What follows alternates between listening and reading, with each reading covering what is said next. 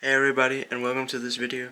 Now, this video of how far have I come in learning how to draw is going to be a little bit different than the earlier ones because this is the 1 year anniversary, and so I want to look back on why I started drawing and how my art has changed. So this is how the video is going to go today. First of all, the video is going to start with this intro, then I'm gonna say why I started to try to learn how to draw. Then I'm gonna reflect on how my art has changed in the past year, and then I'm gonna show you the art I've made this month. Other than that, I am also going to announce something. Let's begin. Why did I start trying to learn how to draw?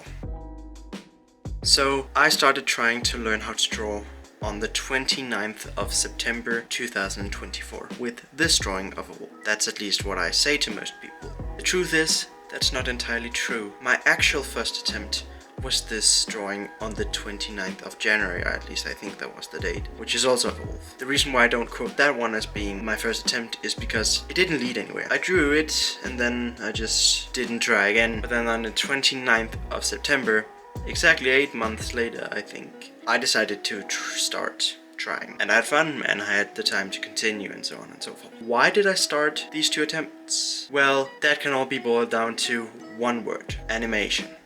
So basically, the reason why I started these two independent attempts is the exact same. Basically, a little bit before my first attempt, the one I don't quote as being my actual first attempt, I had watched this specific animation from Polar Summit, which is an animator. And I really liked it, and so I was like, huh, I would try that. So I drew the drawing and then I was like, huh, nice.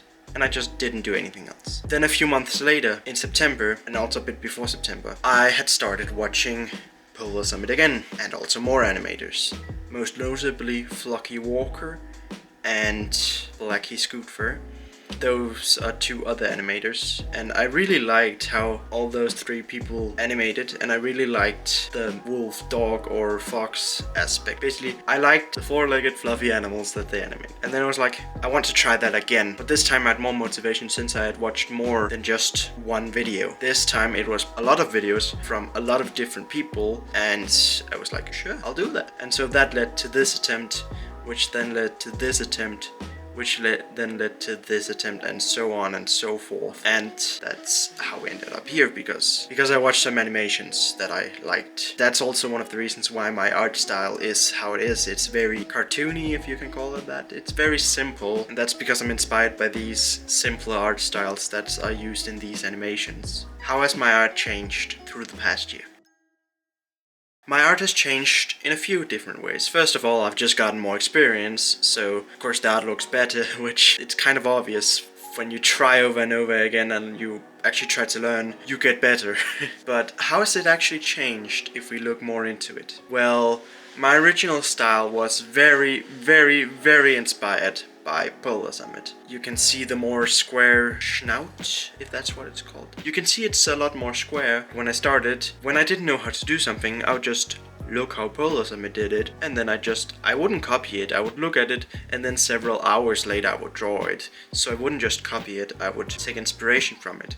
And that led my earlier style to have a lot of similarities. There's also several stuff that isn't similar, mostly due to me not having the skill to perfectly copy it, which is a good thing, because that made me develop more of my own style. Then slowly, as I developed, I started making them more rounded on the bottom and then also the top, and eventually I ended up with this. Very, very rounded. You can't see a single corner. Another thing that has changed, and this has nothing to do with inspiration from somebody else, but originally the snout was much bigger and the eyes were a lot smaller. Over time, I have slowly changed that to where the eyes are bigger and the snout is smaller. So, because I like that. I like big eyes, and the snouts can be a bit smaller to compensate for the needed space for the eyes, and I like that. Another thing that has changed is that originally I could only draw headshots. Started with 2D headshots, then developing into more 3/4 view headshots. It was mostly just headshots, not too much else, because I didn't really know how to do anything else. Then I learned how to do full bodies, standing sideways. Those two were just what I did for a while, not really doing too much else. But then a few months ago, I started trying to experiment more with, for example, full body sitting down poses, like this one, or something entirely different, like this drawing of Dakota sitting on a cliff looking out of the water. That's something I think I have both become better at, but also have become slightly a victim to. What I mean is that now I have a hard time drawing new drawings because I constantly want them to be different from what I've already drawn. I don't want to just make generic stuff I've already drawn, like same poses and stuff. But sometimes you need to do that, but I can't get myself to do it, and I don't have the skill to just think up how it should look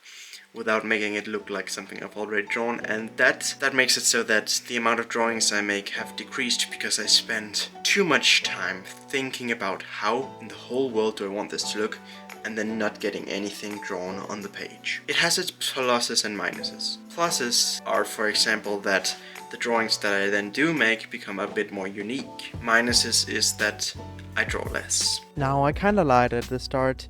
Well, I didn't, because that was the plan at the time, but I have moved the announcements from the end of the video to right here before the normal type of video start. So the normal video will just be the end without any interference. But anyway, I now have a website called Sketchbook, which is a website dedicated to everything about drawing. It's made with Wix, so it will have a watermark and not that good of a website name, but you can just go to this website, then click this button, and then you'll be there. And basically what's there at this point is basically just descriptions of all my characters. I do also plan to put other drawing related stuff in there, but currently there's nothing else. So if you're curious about any of my characters that you see either drawn or where I say their name in any of my videos, then go to there and then find the character. Anyway, back to the normal video. What I've done this month. Finally, what you've been waiting for. The sketchbooks, and well, not the sketchbooks, the drawings. Since we left off at this one, the next one is this one. This character is one you have never seen before. This character's name is Nova, and Nova's story is quite interesting, but it's not complete, so I cannot talk about it here. But it is relating to the fact that he has a floating hourglass above his front left paw. This is the first time I've drawn the character full body, so there is some quirks here and there because the design is not fully fleshed out, it's not fully cleaned up. So the next drawing actually has some text next to it, and it's this. Like, I know the last drawing of Codin was not that far back, but let me do it anyway. The text here, I'm not gonna read it aloud to you, but if you can read it, you're allowed to. Yeah. And there's also just an arrow to make sure you know this is talking about him. So I made this next drawing because I realized it's been 5 months since I've drawn a very specific character who I love very much. It's of course Müller. It's been 5 months apparently, so I thought it was about time I draw the good boy again. And the text here says, the boy's back after 5 months. He's back! And he's cuter than ever. Is it just me that thinks he's cute? Am I just weird? I hope not. Yeah, there's actually nothing new in the sketchbook after that. I've been busy with a lot of other stuff. But as you might remember from last month, I have 2 other sketchbooks, which I wanted to show you last month. But I didn't do so because I thought it would be better to wait until the 1-year anniversary, so now we can go through them today. Let's start with the black one. The first thing in it is just OC information points. It's basically, if you've seen those lists of information about my characters next to them, this is the list of possible things at the moment. Name, nickname, gender, species, breed, lives in, optional item, personality, fun facts, and languages known. Next page is just testing what colors fit together. This has been very useful for specifically one character, and that is Mood Swing, which this helped me find out what colors I wanted for her, what 4 colors I wanted. Next we have testing shapes and testing ears. And lastly, there is a list of my characters. If you want, you can read this.